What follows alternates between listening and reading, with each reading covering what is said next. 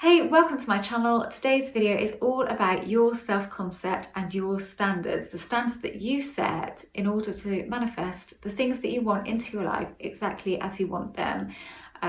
It's important, in my opinion, it's very important to have standards, and I have a lot of standards, and if somebody doesn't meet my standards, then I say, okay, fair enough, you're not for me. That's what I have, that is my standard. If somebody doesn't meet them, then they're not for me. Okay, so why is self-concept so important, and what exactly is self-concept? So self-concept is made up of a few things: how you view yourself, how you view the way that others treat you, maybe in relationships, how you view the way your romantic interests treat you. So, you know, do they always end up ghosting you? Do they never want commitment? All of that stuff, all that's wrapped up in your self-concept, and generally comes from the way that you feel about yourself. Your self-concept is also, and it shouldn't be made up of this, but it is made up, there's a map inside of us pretty much, a pattern. All of the things that have ever happened to us in our lives, the experiences that we've had, are all there, stored inside of us. And some things that maybe have been traumatic or didn't go the way that we wanted, or we got treated badly by somebody, those make really solid imprints on our subconscious, and they then help make up us. They shouldn't do. We should be completely pure, and none of that stuff should make up who we are or what we are, but it does, unfortunately. When you learn that, and you know that it doesn't have to, you can kind of take it out for yourself and see it as something separate. It's not you. You can start from a clean slate, and that's kind of what you're looking to do here in order to create that new version of you. Just as you might create a version of somebody else that you're interested in, you can create a new version of you. So first, the key thing is to look at what's going on inside of you. If you're trying to manifest stuff at the moment and you feel it's not happening, a specific person, for example, look and see what's going on inside of you. What do you think about yourself? How do you feel about yourself? What kind of person are you in your eyes? If you had to describe yourself to somebody, how would you describe yourself? That's the key point to start with, really. And then if that isn't completely positive, and it probably won't be, look at why. What might have happened to you in the past? What experiences might you have had that have led you to have this opinion about yourself? And then sometimes just locating those things and discovering them is enough to chuck it out. I've said before that I realised that I thought that I wasn't quite good enough, which was nonsense, and I realised it was nonsense, and I knew where I'd come from pretty much, and I kicked that out because I just thought, oh, that's not true, but I know that I feel that. But when I've looked back at that feeling since, I've realised that what I actually thought was other people don't think I'm good enough. It wasn't so much that I didn't. Actually, I think that I thought I was, but other people thought that I wasn't quite good enough, I thought. And that was massively holding me back with relationships, with my career, wanting to change it and become an author and a writer, hugely holding me back, and I realised that now. That's what it was. So key first is recognising it, and then knowing that none of that matters. None of it should reflect on what you get back from life. We just allow it to, but without consciously knowing it. So when I talk about setting standards, and I'm talking about people here, say you want somebody back in your life, and the relationship ended badly, and maybe they went off with somebody else, or it just didn't work out, and then you have decided that you will accept them back under any circumstances. So you're trying to manifest a text or a call, and you're thinking, that's a success. If I get that, that's a success. I've manifested that, I've got them back. When in actual fact, it might not be a success, because I don't know if you sort of ever noticed this in life. When somebody plays hard to get, messes us around a bit, we tend to be more keen on them. More keen, it becomes more of a challenge to then bring them into our lives. And actually what we're saying in that way is we're saying that we accept that behaviour. We accept that, and we're good with that. We're good with substandard behaviour because we really want that, and we see that as attractive. And we need to stop seeing that as attractive, actually, because it's not a terribly attractive quality. I wouldn't want somebody to be full on with me and really be over the top with me, but at the same time, I want somebody to treat me with respect, and I want to know that somebody wants me, somebody desires me, somebody is interested in me, more so than wondering if they are. There might have been a time back in the day when I would have accepted that and thought that was, and chased after what I have done in the past, and wanted that more because I felt like because I don't like being told that I can't have something, I would be more interested in that. thinking, well, I can't have it, so I want it, but without actually analysing what I was accepting, and accepting was okay. And I don't accept that's okay anymore. I do have standards. And if there's somebody in my life that I feel is not meeting those standards, then I don't accept that. I decide, I don't accept that. These are my standards. And they will meet those standards if they want to be in my life, and if they don't. And it's not me being up myself and saying, oh, they have to meet my standards. The fact is, this is my reality. And if I start accepting that kind of treatment, then I will get more of that treatment, because it seems like I'm saying, yeah, I'm good with that, and I'm not good with that.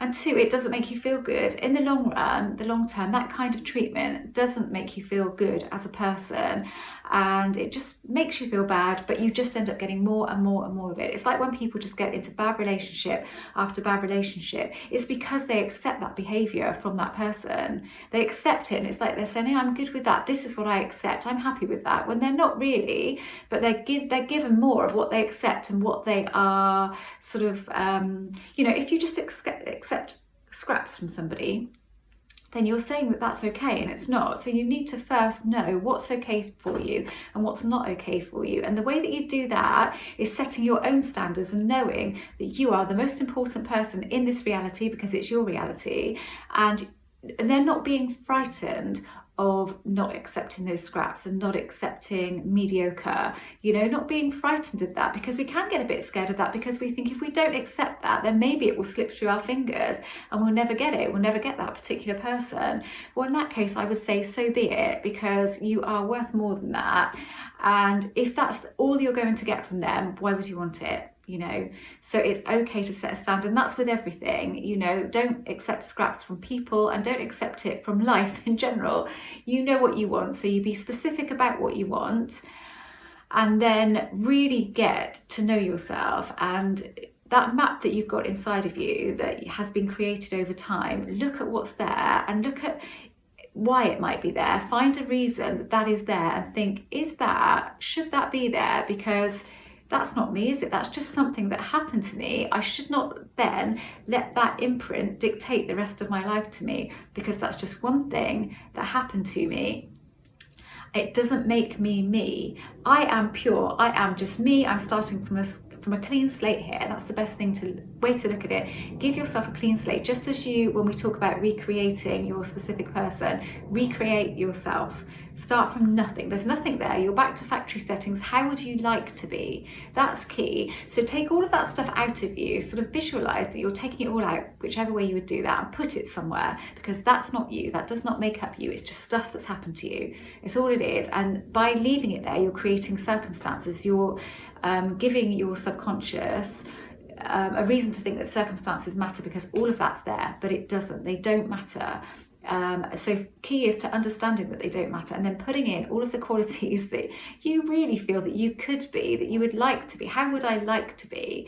Would I like to be confident in myself? Yes, I would. Would I like to have really strong self-worth? Yes, I would. And put that in there. So put all of the things in there and make yourself this new version of you. And it does take some practice, and the other stuff will pop up. Just take it out again. Keep taking it out, because it's not important. In order to manifest your best life, you have to feel the best that you can about yourself. So if there's things about you, I've said before about my reactive nature, I got rid of that. I decided it was going, and that was it. I was getting rid of it. And when I make a decision, a real firm decision like that, I always stick to it. I'm just like, right, a switch goes inside of me, and I decide enough is enough. And I did that with that, and I kicked that out. It took me a few months, but I'm not remotely reactive anymore. But I used to consider my impulsive nature negative, and then I thought about that, and I thought, oh, that's not negative, because that's got me this, this and this. And I thought about all of the things, particularly when I got my Audi TT a few years ago, that I'd always wanted, and it was just sitting there waiting for me, and I signed for it just like that. I didn't even take it for a test drive. And my husband said, that's incredibly impulsive. How do you even know if you're going to like the car? That's stupid. I didn't take it for a test drive because there was nobody available to take me out, and I knew I wanted it. I didn't want that car to go. I knew it was mine. And he said, and I said, no, I know that's the right car for me. I absolutely know it. And it was. I loved it. As soon as I picked it up and drove it, I knew that was the right car for me, and I made that right decision. So me being impulsive is not actually a negative thing. It's a great thing. I embrace it now. So if there are things that you've thought were negative, how can you embrace those things?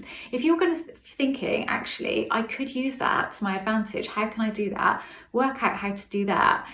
And there will be things about you that you have felt were negative because other people have made you feel that they're negative. And that is key here. And that was my impulsive thing. Like my husband would often say to me, oh, you know, you did that without thinking.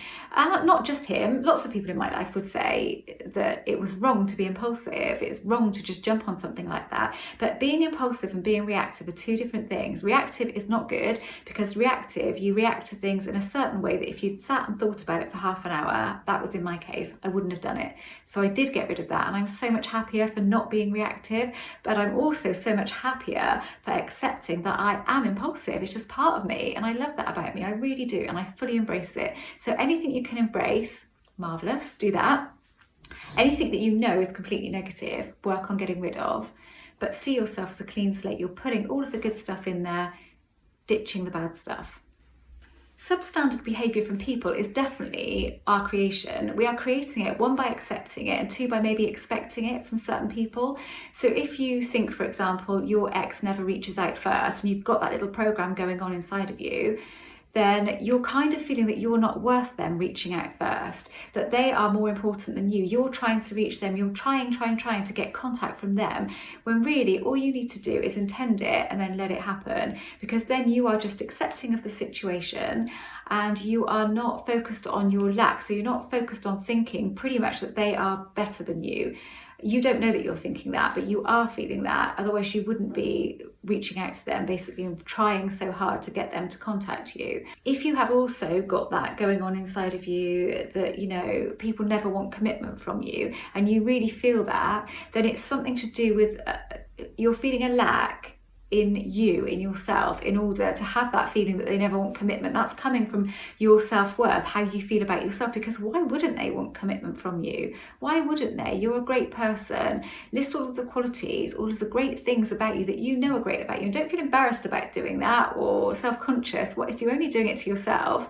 You know, there's nothing wrong. It's a form of self-love and there's nothing wrong with that. So when you feel better about yourself and you know all of those great qualities, then that feeling of nobody wants commitment from me will gradually start to slip away naturally without you having to try and get rid of it. Because why wouldn't somebody want commitment from somebody as amazing as you with all of these amazing qualities?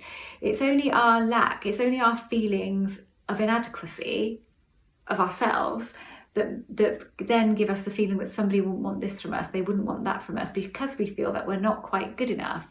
But we are. Start from the clean slate, set your standards, what you will accept, what you won't accept, and then don't be scared of not accepting rubbish, not accepting substandard, inadequate.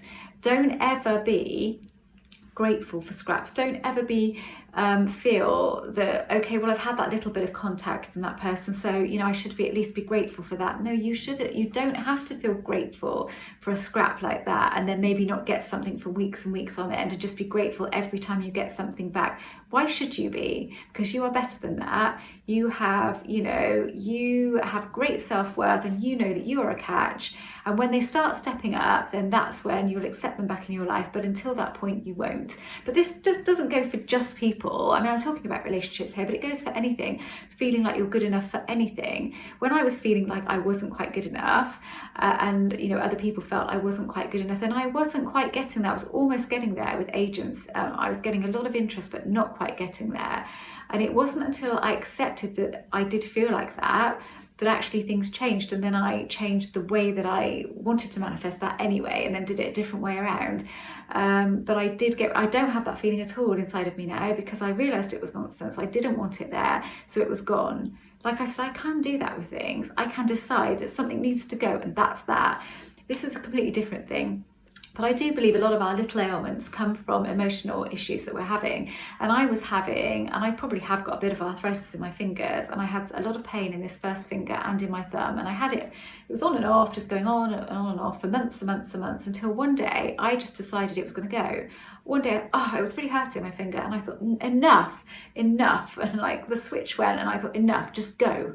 I told it to go quite angrily actually, and they say you shouldn't do that, you've got to be nice to your pain, but I did. I just said go, and that was it. It went, it absolutely went, and I completely forgot about it. And it wasn't for a few weeks that I thought, oh, I don't have that pain anymore, that really works. But when I said it, I actually expected it to go. It's a funny thing, I do get this thing where it's like I flick a switch and then I can just, and I do that. Where my standards are concerned, I have done that. I have decided, no, I do not accept anything less than what I know that I'm worth. I know that I'm worth more, and so I only accept more, not less. And you too can do that by starting from scratch. Recognize everything that's there and everything that you can make a positive that you've been thinking of as a negative. Do that first, and then that will give you an understanding of why people are treating you in the way that they're treating you. If they're not treating you well, then you will understand that. But you do have to go quite deep and really pick at some of your deep feelings and your deep-rooted beliefs in order to get there and to understand then what you can do with those in order to make things unfold better for you. Some you'll be able to just chuck out, some you won't, some you'll be able to adapt, and some you might have to work at, but you can do it. And setting standards is really key. So seeing it as a part of you is not helpful. So all of those things that you feel about yourself shouldn't be a part of you. Take them out, visualize taking them out in whichever way, or feel taking them out of yourself, starting from scratch, having that clean slate, putting in what you want to be there, and definitely setting your standards and not being afraid of not accepting mediocre, not accepting inadequate. Don't be afraid of that, because why should you?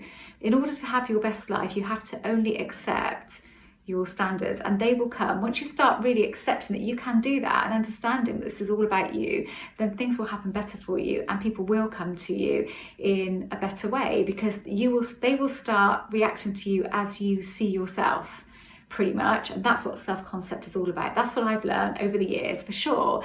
And I would say it's only the last couple of years that I've really worked on my self-concept and decided that I will not accept what I consider to be inadequate, and it either then better will come from somebody else, or better will come from that person. And it's all down to me and how I see myself. It's not their fault. None of this is their fault, really. It all comes from how we see ourselves. But at the same point, that doesn't mean we have to accept rubbish from them because it's not their fault. We don't. We still key to set your standard, and you'll just feel better about yourself in general. Everything will be better.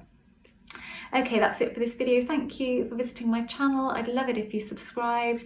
If you want to know a bit more about me and what I've written, my books are listed below. I've got a new one out end of next week called Pimp Your Vibe. It's all about your vibration, feelings, how you can make amazing things happen fairly simply with your feelings.